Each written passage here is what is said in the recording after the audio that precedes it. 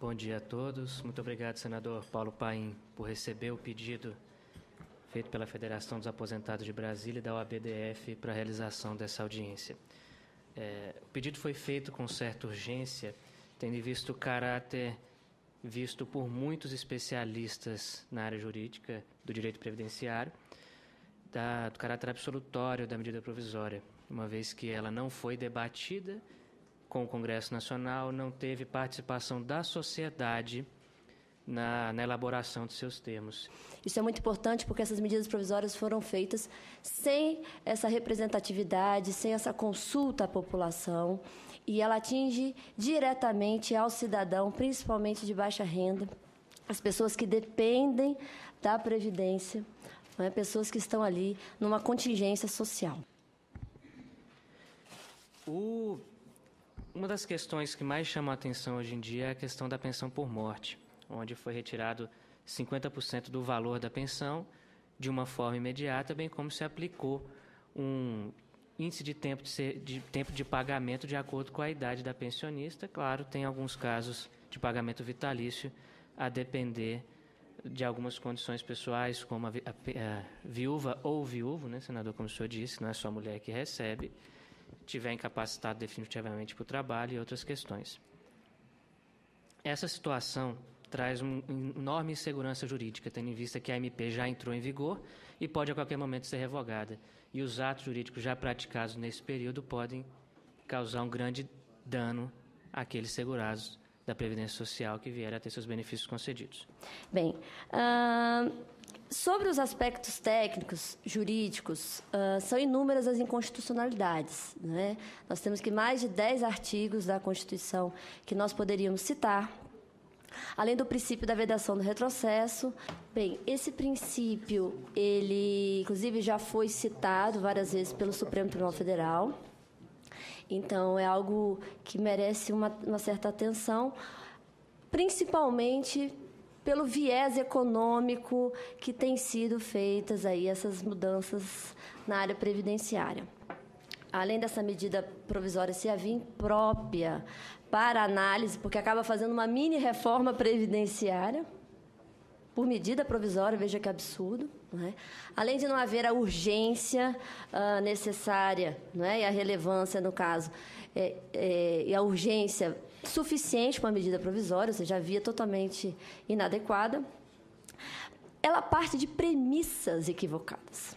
Isso é muito importante os congressistas saberem e terem essa consciência, porque isso tem sido utilizado pelo governo, tanto aqui para pressionar o legislativo, quanto no judiciário para pressionar o judiciário. O argumento sempre é: a Previdência está quebrando. Da inconstitucionalidade por falta de requisitos. A medida provisória atual não tem requisitos de urgência para vingar. Por quê? Vários estudos hoje, embora ela fundamente o déficit de caixa, o risco de fraudes e a redução de benefícios concedidos indevidamente, outros estudos já apontam casos contrários, como, por exemplo, a situação do déficit. A ANFIP, a Associação Nacional dos Auditores Fiscais da Receita Federal, por diversas vezes, e costuma fazê-lo anualmente, emite pareceres e estudos demonstrando o superávit da Previdência Social. O último estudo da ANFIP declarou um superávit, senador Paulo Paim, na Previdência Social de mais de 65 bilhões de reais no ano de 2013, demonstrando, inclusive, os gastos com várias espécies de benefícios, até mesmo aqueles que não são custeados pelos segurados, como Bolsa Família, os benefícios assistenciais e toda a estrutura para a manutenção desses benefícios. Portanto, a ANFIP, nessa oportunidade, encontrou um saldo positivo nos caixas do INSS de quase 651 bilhões de reais. Certo? Logo, é muito contraditória a questão. Bem, então nós temos saúde, previdência e assistência. A assistência destinada àqueles que não têm condições de contribuir. Ora, você está no estado de miserabilidade, você não tem um emprego, você não tem uma família possa te auxiliar, você tem, às vezes, uma deficiência que te incapacita para o trabalho, não tem quem possa lhe auxiliar, aí nós temos a assistência. Aí entra a Bolsa Família, aí entra todos esses benefícios assistenciais. Então, é esse tripé. Olha que lindo é o nosso sistema. O que o governo faz? Ele pega a Previdência, que é onde exatamente as pessoas contribuem, em nome de um déficit que não existe. O que existe? Existe desvio de receitas da União. Então, existem vários tributos que são destinados para a Seguridade Social, não é só a Previdência, Assistência e Saúde. Esses tributos têm destinação específica, deveriam ir todos para a Seguridade. Mas o que é feito? Desvia. Isso é legal, pode, toda vez que vai fazer o orçamento, pode desviar ali 20% para pagar outras dívidas, não há essa restrição. Manipula-se os dados do que vai só para a Previdência e aí todo mês está deficitário. Então, a gente tem que, primeiro, estudar bastante essas premissas.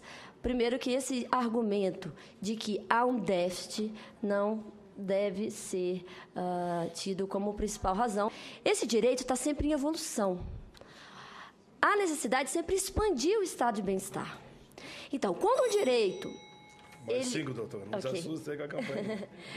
Quando ele chega a um estado, que no nosso caso chegou de uma proteção constitucional, e legal, porque também temos leis ali regulamentando, não pode o Estado alterar esse direito já conquistado, no caso, reduzir, sem nenhuma medida compensatória, sob pena do princípio da vedação do retrocesso. Ou seja, nós não podemos retroceder em matéria de direito social, nós temos que avançar. Vou passar a palavra agora para o Valair Ertlen, que fala aqui em nome da CUT. A iniciativa, acho que é muito importante fazer esses debates para que realmente não tenha um retrocesso nos direitos dos trabalhadores. Primeiramente, a CUT é totalmente contra a medida provisória 664 e 665. Isso foi uma discussão, deliberação das centrais sindicais. Primeiramente, que essa é a pauta dos derrotados. Infelizmente, essa pauta quem deveria encaminhar seria o Aécio Neves, não a Dilma. E, infelizmente, a nossa presidenta, a qual fizemos campanha e não se arrependemos de ter sido eleito, com certeza, se tivesse, o Aécio Neves seria muito pior. Acabou cedendo à vontade do mercado, colocou a equipe econômica para atender o mercado, não atender a vontade da população, a vontade dos movimentos sociais e sindical que reelegeram. A nossa querida Lilian Arruda Marques, que representa aqui o nosso querido Jesse. As centrais estão quase toda semana se reunindo com o governo. Não estão chegando em muito acordo, porque as centrais o tempo todo solicitam que sejam retiradas as MPs, né? Que a questão da inconstitucionalidade, outras questões, e porque boa parte das medidas que estão ali não precisam de medidas provisórias e podem ser negociadas. Teria que ser feita uma mesa com as centrais sindicais para discutir todos os pontos. Tem questões que a gente acha que realmente tem que mudar, tem que ser reformado. Porque, inclusive, foi uma questão que foi bem colocada, a questão da pensão. Hoje, quem recebe pensão tem mais benefício do que quem trabalha 35 anos tem o fator previdenciário.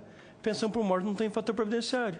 E nós, trabalhando 35 anos, tem fator previdenciário. Então, tem distorções, tem questão de isonomia que tem que ser corrigida, tem que ser discutida.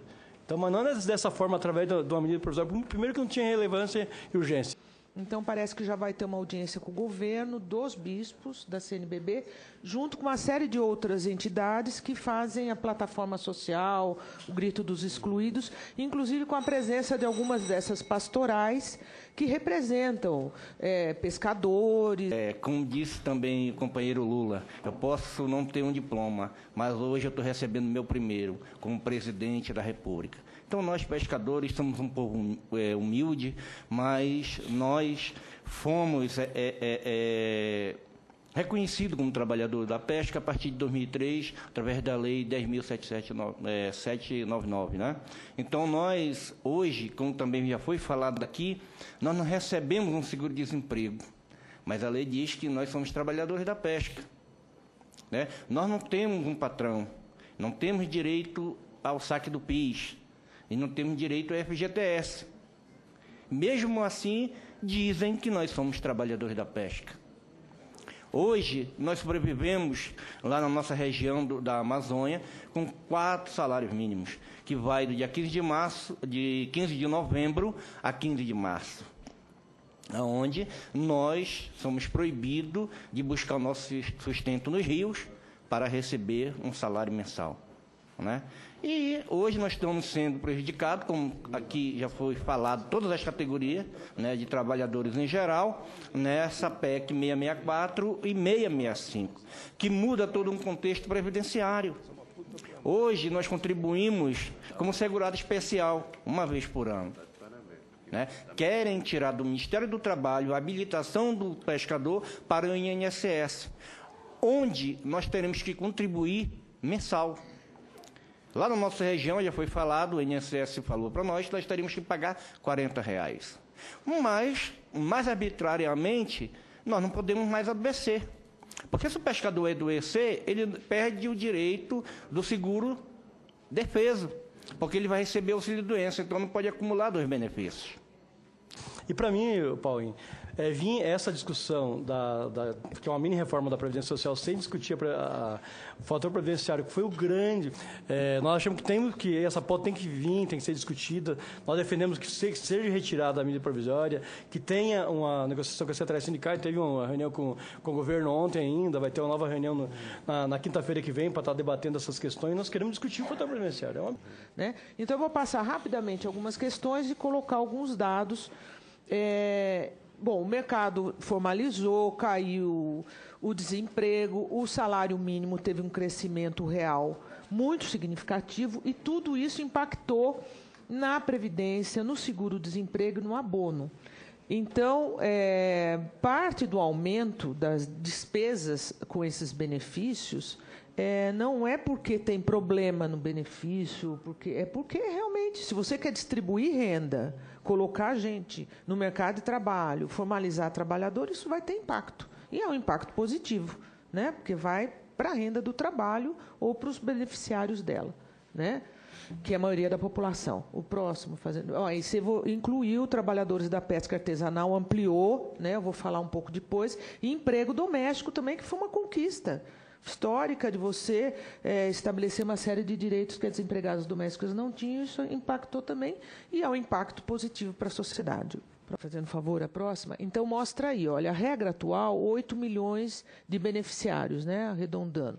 Pela medida provisória 665, cairia para 5 milhões e 800 mil. Você passando de 6 meses para 18 meses. Né? Então, você teria a queda que eles calculam, né, do impacto do valor pago. Vocês podem ver que tem uma queda significativa ali. A próxima. Então, o que é? Excluídos, 2 milhões e 300. Acontece que, quando você vai na RAIS, as pessoas que poderiam acessar o sistema em 2014 seriam 4 milhões e meio. Não acessaram por quê? Porque teve gente que saiu e já arrumou outro emprego, teve gente que não voltou para o mercado de trabalho, e tem uma série de questões. Então, essa diferença é o potencial. Se você piora o mercado de trabalho, como está apontando agora, né, que está tendo uma piora, vai voltar a crescer o desemprego, provavelmente esse potencial aí vai procurar o seguro, poderia, né, procurar o seguro-desemprego. Né? Porque são pessoas que saíram de um trabalho e não conseguiram outra ocupação nova. Então, quer dizer, você adota uma política num momento onde você tem um quadro ruim para o mercado de trabalho. Exatamente no momento que você teria que usar essas políticas. Então, agora que vai aumentar o desemprego, você tira o acesso de milhões de trabalhadores ao seguro-desemprego.